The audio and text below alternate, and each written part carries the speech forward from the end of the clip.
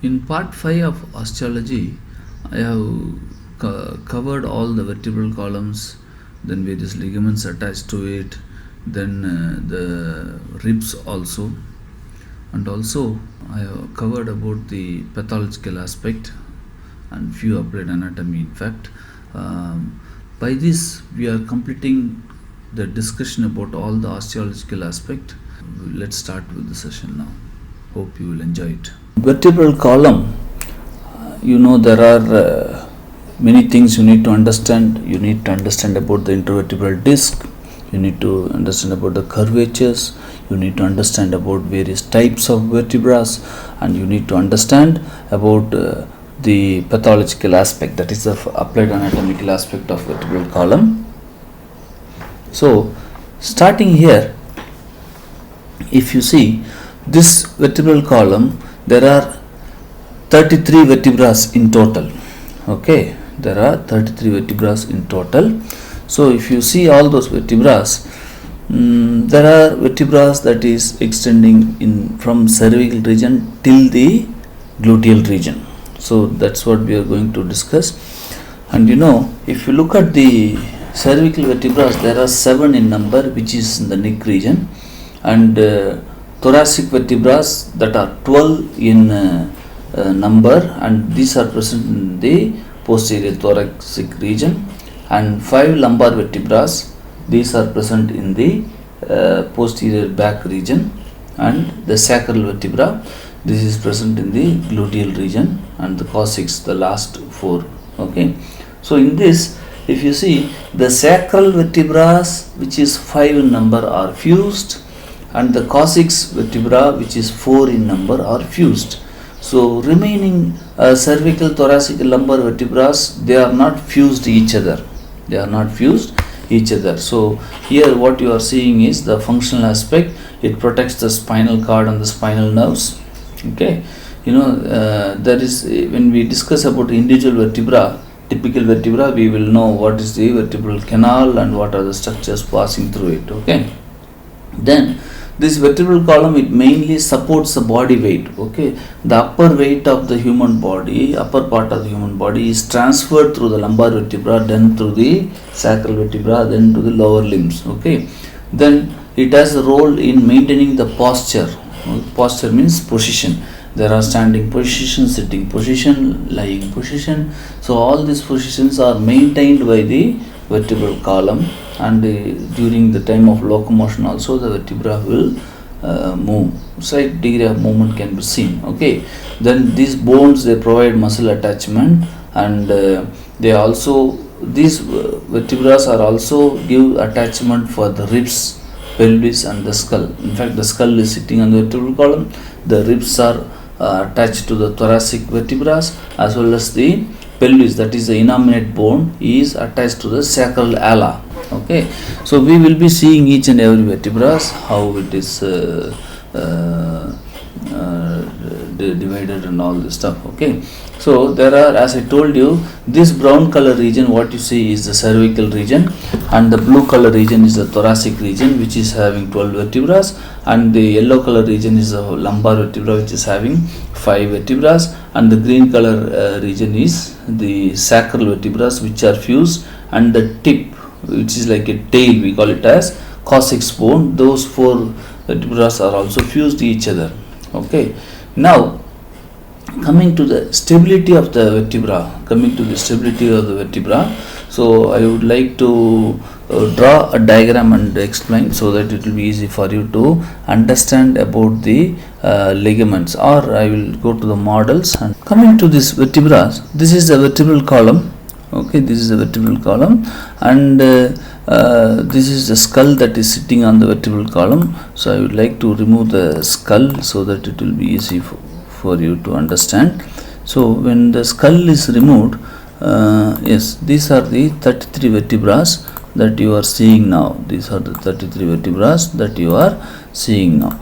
So this, regarding this curvature, we will discuss. You see how these 33 vertebrae are fixed, or it is attached. You have to understand. So the ligaments are the structures that is helping to keep the to position the vertebra in a proper alignment.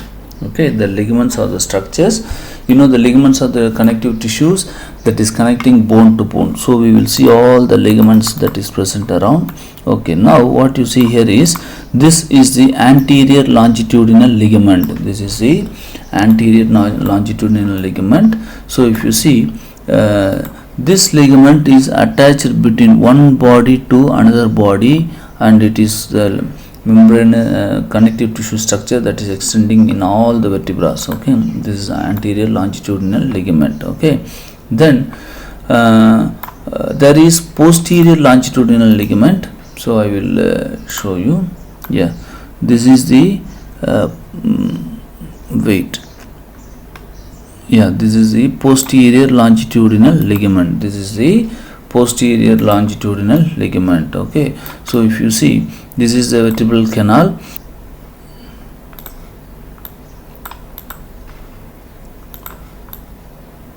Okay, so here you have the attachment of anterior longitudinal ligaments, and here you have the attachment of posterior longitudinal ligament. This longitudinal ligament is running in the vertebral canal, and so the complete vertebral body is attached by this anterior and posterior longitudinal ligament. Okay, anterior and posterior longitudinal ligament. Now I will remove this also.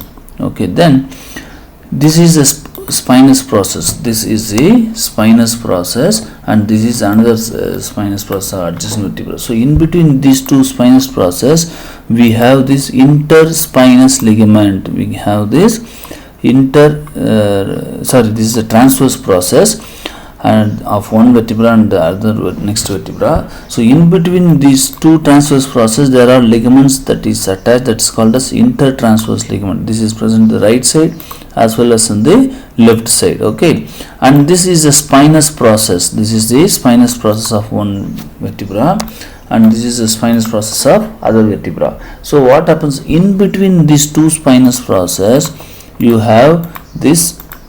Yeah, this is the interspinous ligament. This is the interspinous ligament. Okay, now what I will do, I will remove this. Yeah, this is the ligamentum flavum. This is the ligamentum flavum. So this ligamentum flavum is attached between this arch of one vertebra and to the arch of the next adjacent vertebra. Okay, it's better I will draw a picture and show you, so that it will be easy for you to understand. Okay, what you see here is the vertebral body, and this is the arch. Okay, in the arch you have two transverse process. One is in the right side and other is in the left side, and one spinous process that is in the posterior side. Okay, now if you see these ligaments, the ligament that is attached between this area, that is anterior vertebral body, to the adjacent vertebral body, is called as anterior longitudinal ligament. So the ligament that is attached in the posterior aspect of vertebral body between adjacent vertebrae is called as posterior longitudinal ligament. Okay, the ligament that is attached between the arch of each vertebra, okay, between the arch, this is called as ligamentum flavum. Ligamentum flavum is called as ligamentum flavum, and this is the transverse process. So the ligament that is attached between both two transverse processes is called as intertransverse ligament, and the ligament that is present between the two spinous processes is called as interspinous ligament. Okay, so these are the ligaments that is present around the vertebral column: anterior longitudinal ligament, posterior longitudinal ligament, ligamentum flavum, and the intertransverse ligament and interspinous ligament. Okay, so these are the ligaments that you have to know. These are all the names of the ligament you need to know in that is present in between both vertebrae. Okay, this ligamentum flavum is present in between this each vertebra like this. Okay, this is the location of ligamentum flavum. This is the location of ligamentum flavum. Okay, you can see here.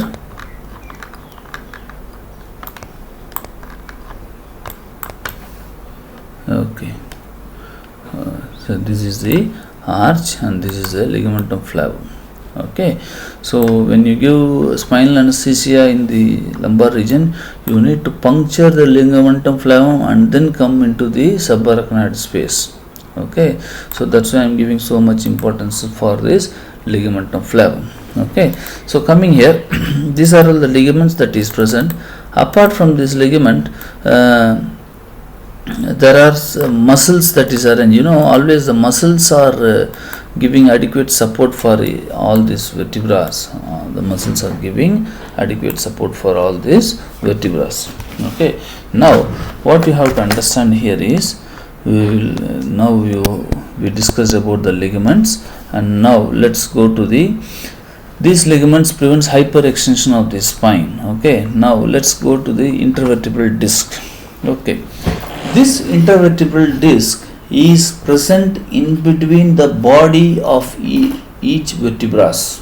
Okay, it is present in the cervical region also, and it is present in the lumbar L5 up to L5 region. Okay, this intervertebral disc, it is a fibrocartilaginous structure. It is a fibrocartilaginous structure. Let me take one intervertebral disc and show you.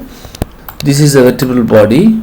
This is a space between two vertebral body. Okay, in this space only this intervertebral disc is located. Okay, so the disc that is located in the cervical region is called a cervical disc, and the disc that is located in the lumbar region is called as a lumbar disc.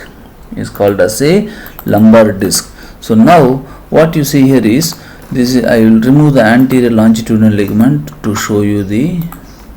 Okay, so now what you can see here is this disc that is present in the lumbar region is more thicker than the disc that is present in the cervical region. Why? Okay, this disc is more thin. So how you will know the thickness of the disc? The thickness of this intervertebral disc varies from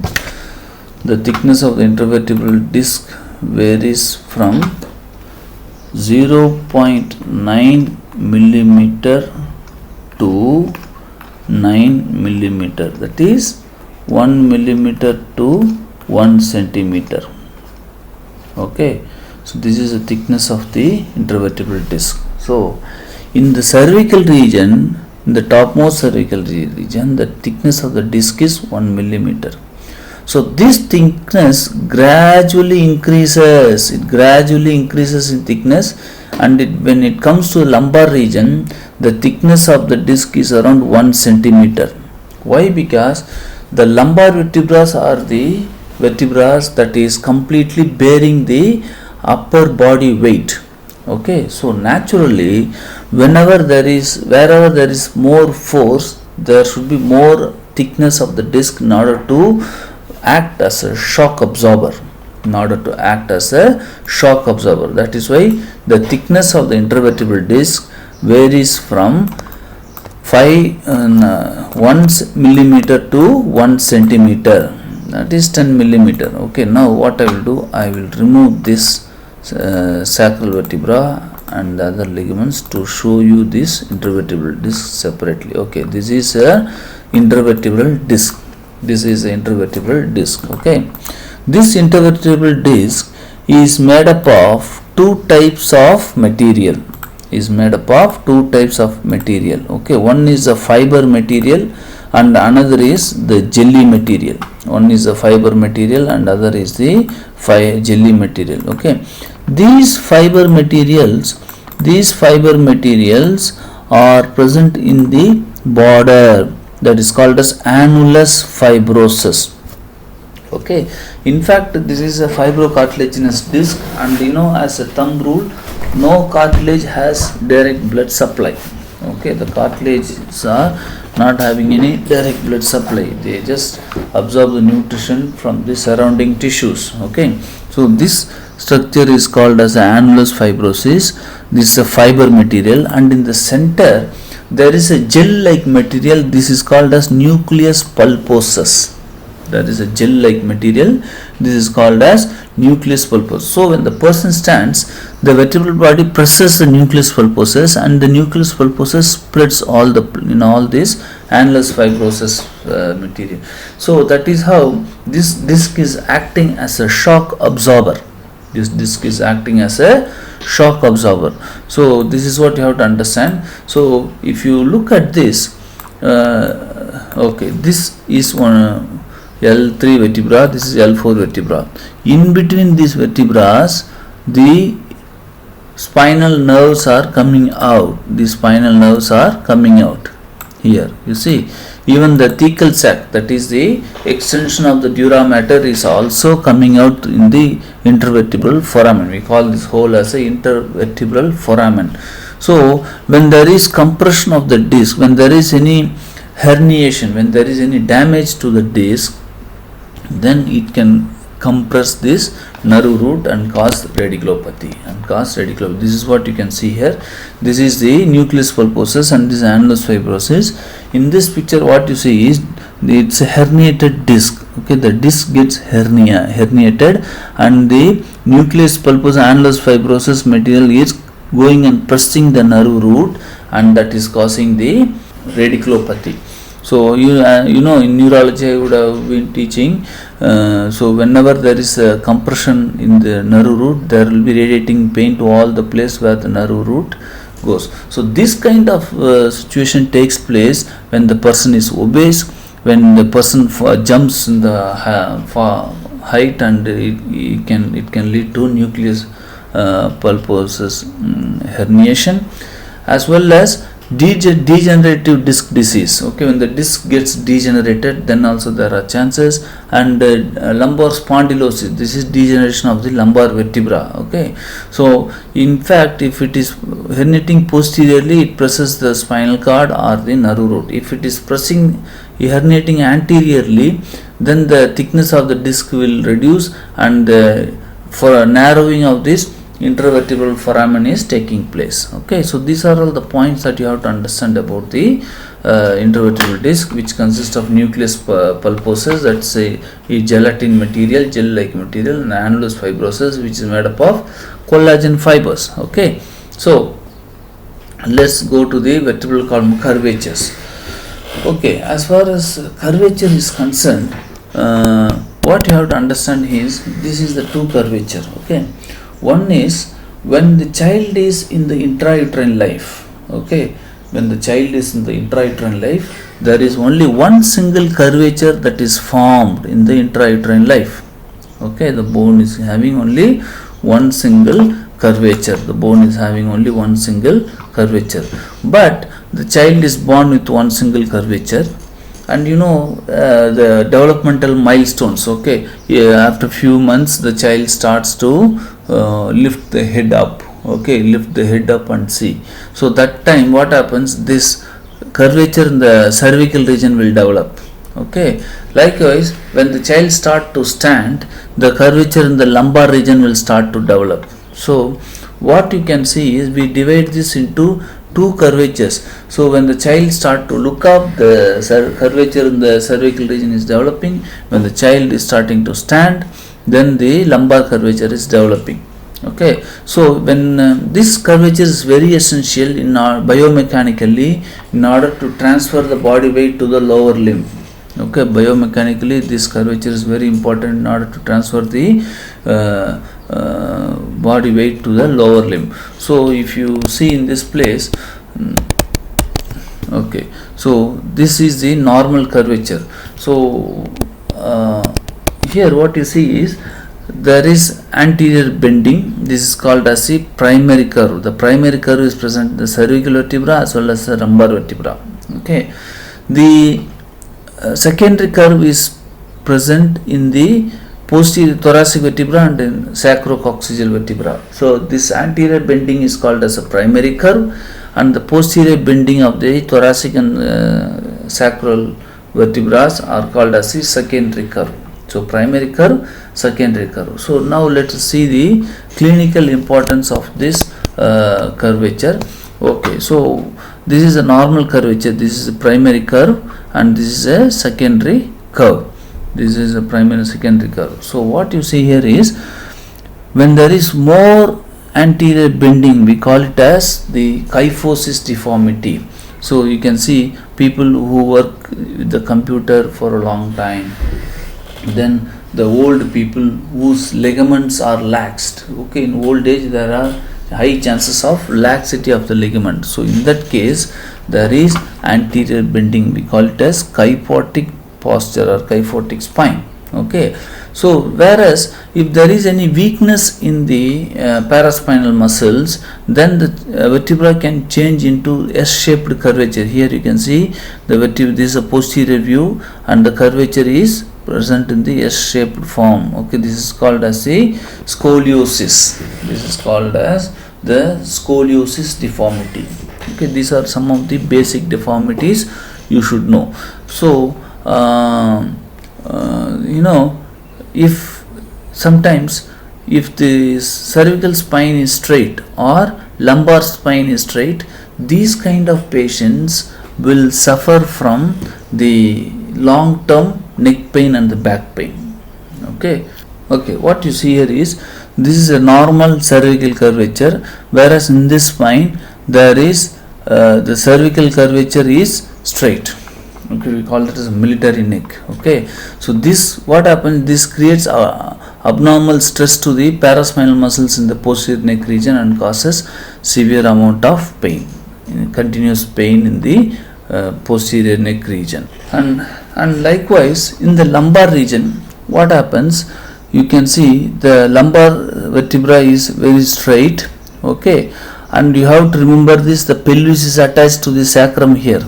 Okay, so these kind of people will have anterior pelvic tilt. The pelvis will be tilted to the anterior side, so that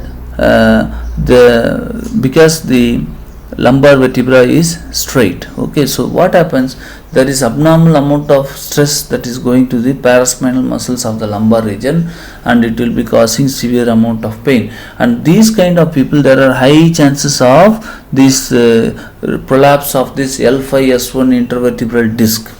There is high chances of prolapse of the intervertebral disc. This is what you have to understand, the importance of this cervical spine and the lumbar spine.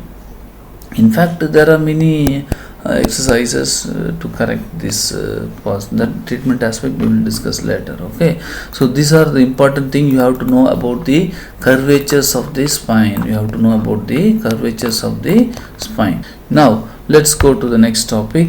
So scoliosis, as I told you, it is a S-shaped curvature deformity. Kyphosis is the anterior bending which is due to osteoporosis or tuberculosis of the spine, or rickets, that is the soft bones. Okay, lordosis can be the result of tuberculosis, or during the time of pregnancy the female will tend to lean backwards. Okay, that is a physiological lordosis. Okay, the pregnancy, the presence of baby in the uterine cavity will make the female to tend to lean to posterior side. Okay, that is physiological lordosis. Okay, then it will be corrected. Now let's go to the typical vertebra. Okay, as I told you, there are 33 vertebrae. So we will pick one vertebra and see what are all the structures that is that a vertebra should have. Okay, what are all the various parts, okay, vertebra should have. So for example, there are some structural differences between cervical, thoracic, lumbar, sacral vertebrae, but a vertebra means what are the parts a vertebra should contain. This is what we are going to discuss now. What you see is one typical vertebra. What you see is one typical vertebra here. Okay, so this is the anterior view and this is a posterior view of a vertebra. This is a posterior view and this is the anterior view and this is a lateral view of a vertebra. This is a lateral view and this is the anterior view and this is the posterior view of a vertebra. Okay, now what you have to understand here is this vertebra, when you look at from the upper aspect, okay, what I'll do, I will turn it to the, okay, when you look the vertebra from the upper aspect, okay, what you see here is this part is a vertebral arch. You cut the, make a line here, you make a line here, and this is the body part, this is the body, and this is the arch, this part is the arch, and this part is the body. Okay, the one body is sitting on the another body. Okay, see, the vertebral body is connected to the arch by this junction. This junction is called as a pedicle. Okay, in the arch, if you see, there is two transverse process. The transverse process is in the transverse plane. This is extension in the posterior. So let's discuss about the arch now. So there is two transverse process that is present in the transverse plane, and one spinous process that is facing in the inferior direction. Okay, this is the spinous process that is facing in inferior direction, and two transverse process that is facing in the lateral direction, the transverse plane. Okay, so the arch, this junction, this point is called as superior articulating facet. This junction is called as the superior articulating facet, where the inferior articulating facet of the adjacent vertebra comes and sits on the superior articulating facet. Okay, likewise for this vertebra, this part is the inferior articulating facet. So a typical vertebra will have vertebral body and an arch. In the arch there is two transverse process, one spinous process, then two superior articulating facet and two inferior articulating facet. Okay, so this arch is connected to the vertebral body by the junction called as pedicle, and the junction between this transverse process and the spinous process is called as a lamina. Okay, the junction between the transverse process and this junction is called as the lamina. This junction is called as the lamina. Okay, and this junction is called as the pedicle. This junction is called as the pedicle. This junction is called as the pedicle. This junction is called as the pedicle. Okay, so these are the various parts of a vertebra. These are the various parts of vertebra, and this canal is called as a vertebral canal through which the spinal cord is passing. You see, the spinal cord is passing through this vertebral canal. This is the dural sheath. Okay, you can see the spinal canal. This is a spinal cord that is passing through the vertebral canal, and moreover there are blood vessels. There are spinal artery, spinal vein, anterior spinal artery. This is the anterior spinal artery, sorry, posterior spinal artery, and there is one anterior spinal artery. This is the anterior spinal artery. This is the anterior spinal artery that is passing through the vertebral canal like this. Okay, so these are the structures you have to understand. Okay, this is how and in between each vertebra this spinal nerve is coming out. This spinal nerve is coming out in between each vertebra. Okay, so this foramen is called as intervertebral foramen, the hole between the two vertebrae. Okay, so these are all the structure of this typical vertebra. Means it should have these many parts. Okay, now what we will do is we will go and see different types of vertebrae and their specialities. Okay, as I told you, you can see the parts, the body and the arch. The arch is connected to the body by the pedicle. The junction between the spinous process and the transverse process is called as the lamina. You forget about this. Okay, only in thoracic vertebra you can see. I will explain about this when I am teaching about the individual vertebrae. Okay, so let's go to the intervertebral foramina we have seen. Okay, these are the intervertebral foramen through which the spinal nerve is coming out. Okay, so let's go to the regional vertebrae. Okay, as I told you, there are 7 cervical vertebrae, 12 thoracic vertebrae, 5 lumbar vertebrae, 5 sacral, and 3 to 4 coccyx vertebrae. Coming to the cervical vertebra, there are 7 cervical vertebrae. There are 7 cervical vertebrae, and the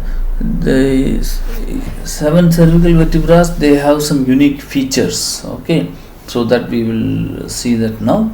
We will see those unique features now. Let's go back to our model.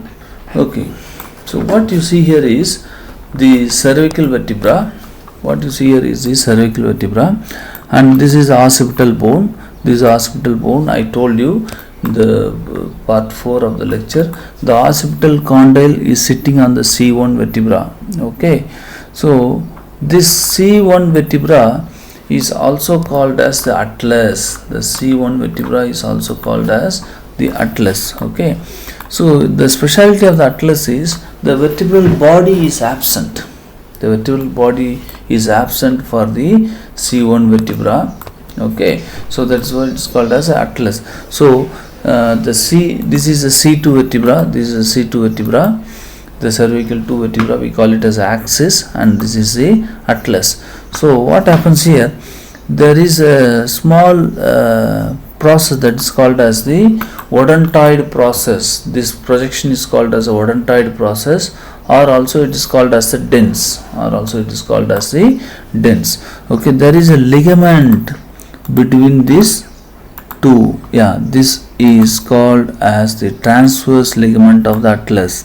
Okay, so these are all the you see the facet joint is a synovial joint. Okay, so it has to be covered by a synovial membrane or the joint capsule.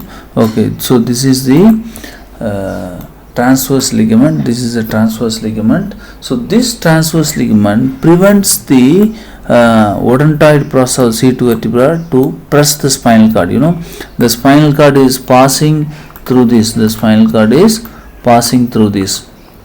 Okay, so there are high chances for this odontoid process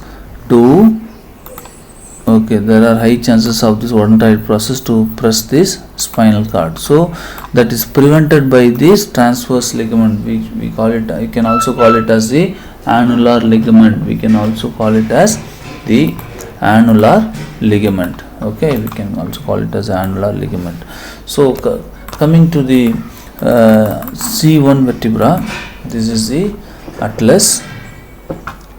Okay, this is atlas, and this is superior articulating facet, and this is the inferior articulating facet.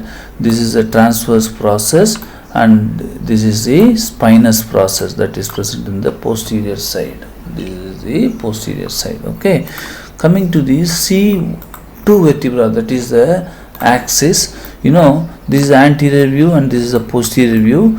You know, this is a spinous process and this is the transverse process, and this is the body of the C2 vertebra. On the body there is a small projection. This projection is called as the odontoid process, also called as the dens. So if you look at the C1 and C2, you know, both this odontoid process is rotating like a pivot, okay, on the atlas and axis vertebra. So that's why this joint is called as, is an example of pivot joint, where the gliding movement that is taking place in this joint, we call it as a pivot joint.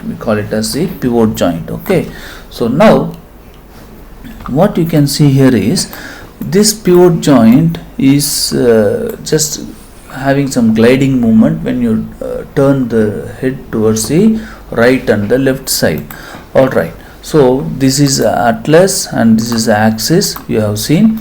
So, and you know, in the transverse process of all this cervical vertebra, you can see a hole. See, this is C7, C6, C5, C4, C3, C2, C1. There are 7 cervical vertebrae.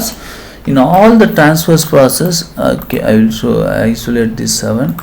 Okay, you see there is a hole here, we call it as transverse foramen. Okay, likewise in the C6 vertebra, there is a hole called, this is the transverse foramen. So all the cervical vertebrae are having a hole in the transverse foramen. So what is passing through this transverse vertebral foramen? Okay, so now if you see, there is one artery called as vertebral artery. This is a direct ascending branch from the subclavian artery. This is a subclavian artery.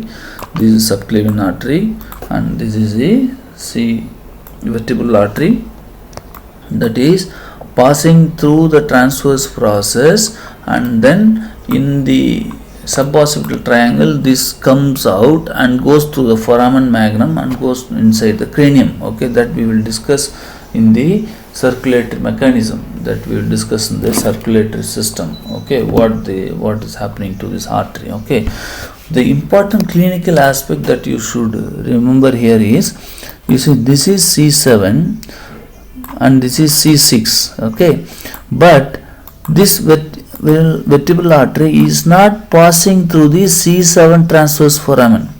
It is entering only at the C6 level, and it is going up. Okay, and clinically, if there is any severe degeneration of this cervical vertebra, what happens? The bony spur, degenerated bony spur, has the chance to irritate the wall of this vertebral artery, which gets irritated and goes for spasm, and thereby leading to reduced blood flow to the cranium, to the brain. So what happens? This condition is called as VBI, that is vertebrobasillary insufficiency syndrome, where less amount of blood flows to the brainstem and the vestibulocochlear apparatus, thereby and the cerebellum, thereby it's leading to vertigo. Vertigo is a symptom which all the walls around the person keeps rotating. Okay, that's called as a vertigo. Okay, so this is the reason. So people who have degenerated cervical spine, they should not turn the neck violently, and they have to wear the cervical collar to prevent the rotation of the cervical spine. Okay, so likewise, there is one vertebral artery in the right side vertebral foramen, in transverse foramen, as well as in the left side transverse foramen. So this is the speciality of the cervical vertebra, you have to understand. This is the speciality of the cervical vertebra, you need to understand. So coming here in this area, if you see the spinous process of cervical vertebra, they are bifid in nature. They are just dividing into two. Okay, so this kind of bifid spine you can see in the cervical vertebral region. Okay, and the spine of the C7 vertebra is the longest spine. Okay, in the posterior aspect of the neck, if you feel a prominence, that is the tip of the spinous process of the C7 vertebra. That's the tip of the spinous process of the C7 vertebra. Okay, so these are the specialities of the cervical spine. Let's go to the lumbar spine. Let's go to the thoracic spine. I pick one thoracic spine. Okay, you know what? In thoracic spine, the body is small, whereas the arch is long. Okay, you can see long thoracic spine, long spinous process, and the transverse process. Okay, and long transverse process, and these are the superior articulating facet. This is the superior articulating facet, and this is the inferior articulating facet.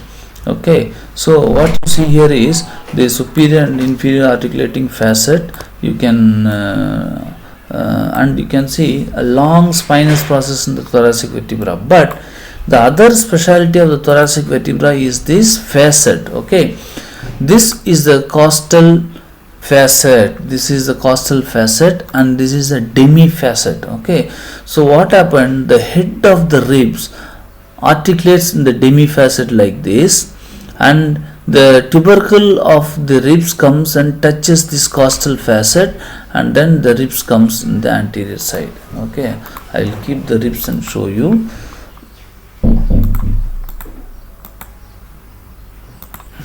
Okay, what you see here is the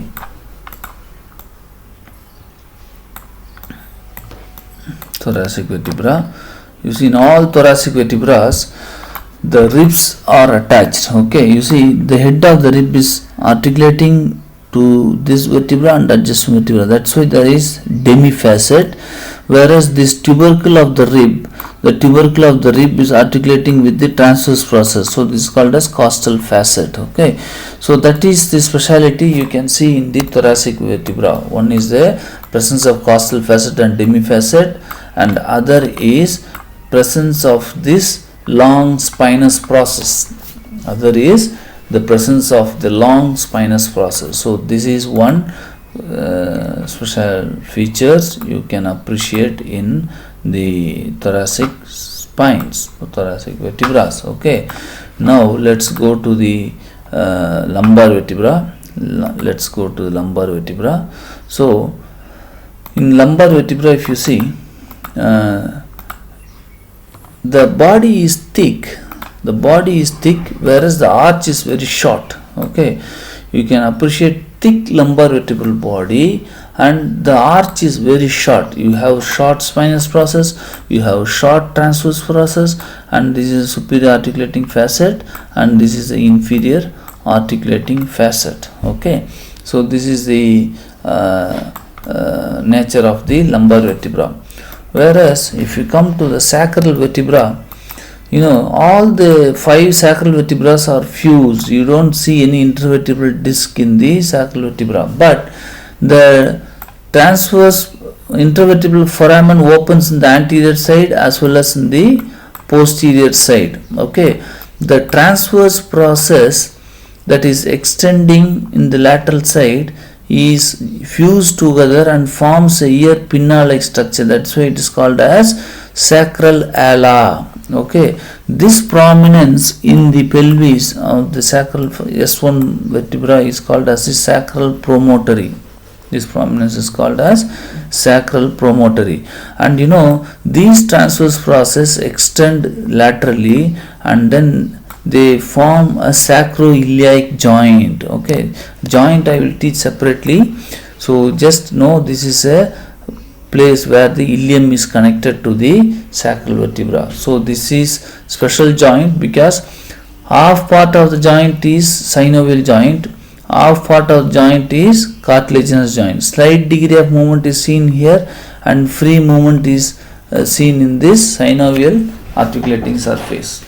Okay, that's the speciality, and it is the strongest joint, and this area is the place where the upper body weight is transferred to the lower limb. Okay, so and you can see, appreciate the spinous process, they are also fused, but you can see the small projection. Okay, likewise the coccyx, you know, there is a slight degree of movement you can see here, and this tip of the coccyx gives attachment of the pelvic floor muscle. The problem is, suppose when a person lands sitting fast in this region, there are chances for fracture of this coccyx vertebra. Okay, so that leads to a condition called coccydynia, that is pain in the coccyx bone. Okay, that is pain in the coccyx bone, and this coccyx bone gives attachment for the pelvic floor muscles.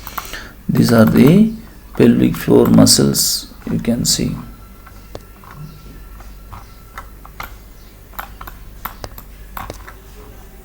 Okay, this is the coccyx bone, and these are the pelvic floor muscles, the iliococcygeus and then the anococcygeal ligament. Okay, so all these are the important pelvic floor muscles that is taking origin from the coccyx bone. So there is slight degree of movement you can see here, appreciate, but still it always remains fused. Okay, so this is the importance about the coccyx vertebra you need to understand.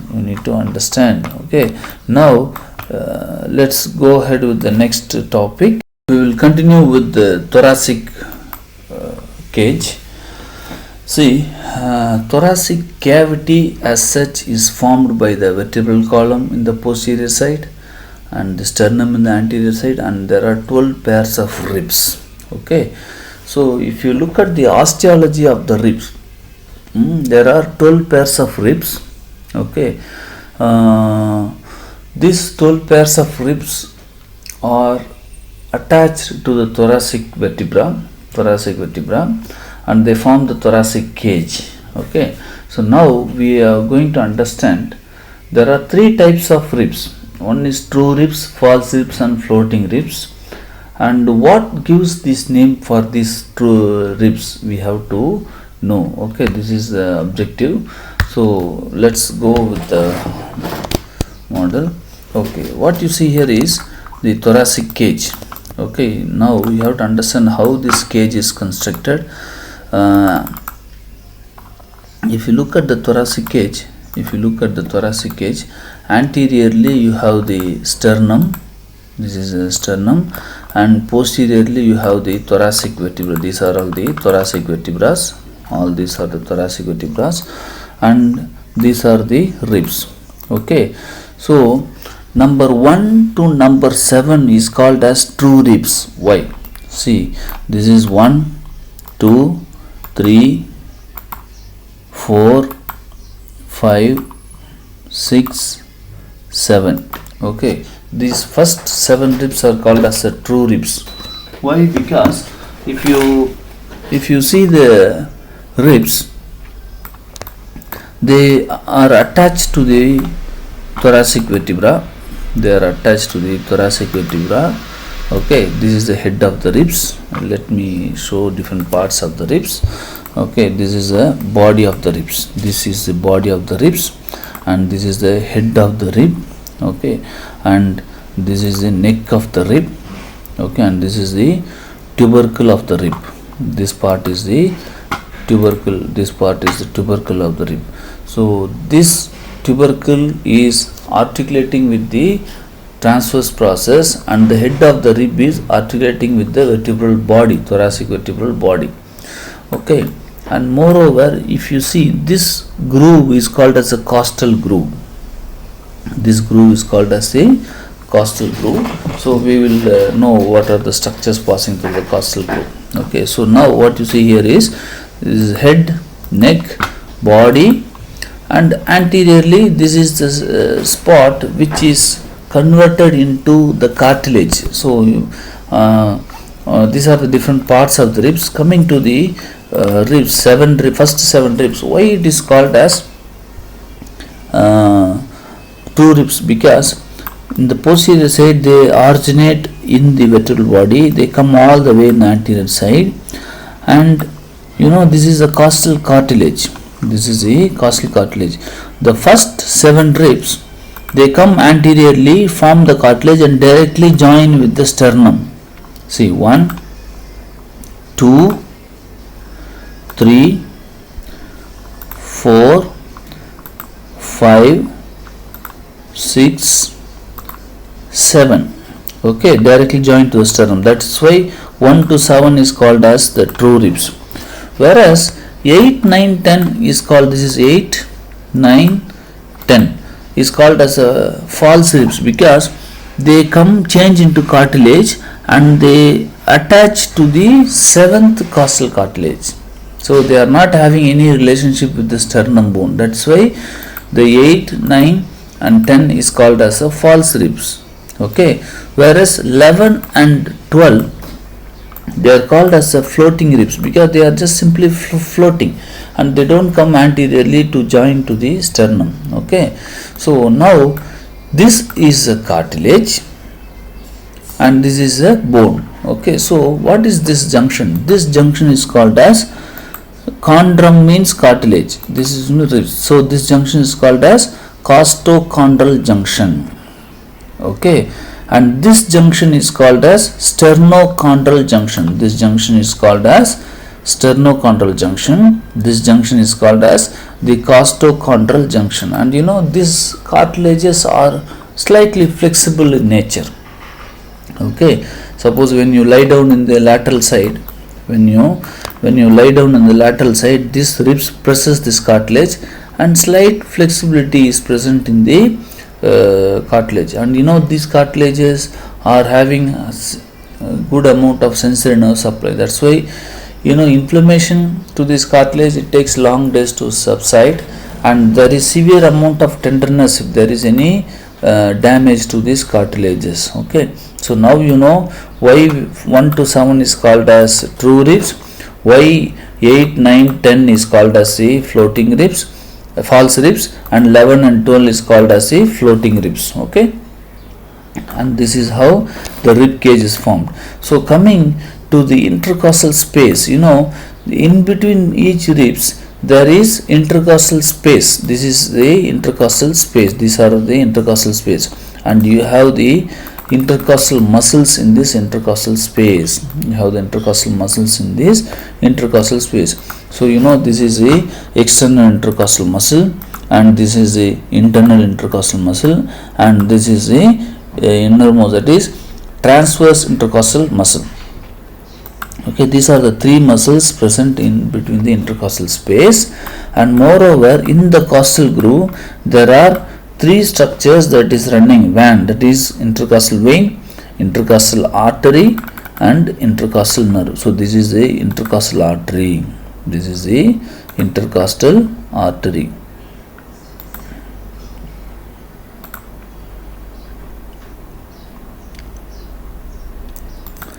This is the intercostal artery. Okay, this is intercostal, this is a costal groove, this is intercostal. You have to see the intercostal artery is running in the inferior margin, not in the superior margin, because this knowledge is very important when you are doing chest, when you are inserting the chest drainage tube.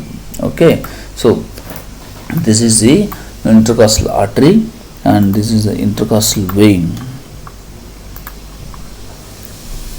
This is the intercostal vein. Okay, I am isolating. Okay, this is the intercostal vein, this is the intercostal vein, and the intercostal nerve is also running. So these are the three structures that is passing. Okay, these are the three structures. Okay, the artery, the vein, and the nerve that is running through the costal groove, that is running through the costal groove. So whenever you want to make a puncture in the chest in the lateral aspect, you have to select the superior border, not the inferior border, because inferior border can damage this neurovascular structures. They can damage these neurovascular structures. Okay, so now what you see here is the intercostal space. This presence of these intercostal muscles, makes the thoracic cage as an airtight container. Presence of these intercostal muscles makes the thoracic cage as the airtight container, and that's how when you study the respiratory system you will understand the mechanism of lung expansion. Okay, so if you see the respiratory organs, the lungs are present here, and this is the first rib, and this is a scalene triangle, and this first rib can compress this artery as well as the nerves, the brachial plexus nerves here. Okay, against this clavicle. So this is the clavicle, this is the first rib, and this scalene triangle can narrow, or it can compress the first rib can compress the neurovascular structures against the clavicle, and that leads to thoracic outlet syndrome. Okay, so these are all the important points you have to understand about the ribs. Then coming to the last bone, the hyoid bone. This is the hyoid bone. You know, this hyoid bone is present in the neck. The speciality of the hyoid bone is it doesn't articulate with any bone. This hyoid bone is present to give muscle attachment only. This hyoid bone is present in the neck to give only the muscle attachment. Okay, and it does not articulate with any bone. Okay, this part is called as the body of the hyoid, and this is a greater horn and the lesser horn. Okay, all the small muscles in the neck gets attached to this hyoid bone. Okay, and this doesn't articulate with any bone, so it's like a floating bone. The hyoid bone is like a floating bone. So by this we are completing the rib cage. Okay. So the osteology part we are completing it completely. I will close the session with this. Thank you.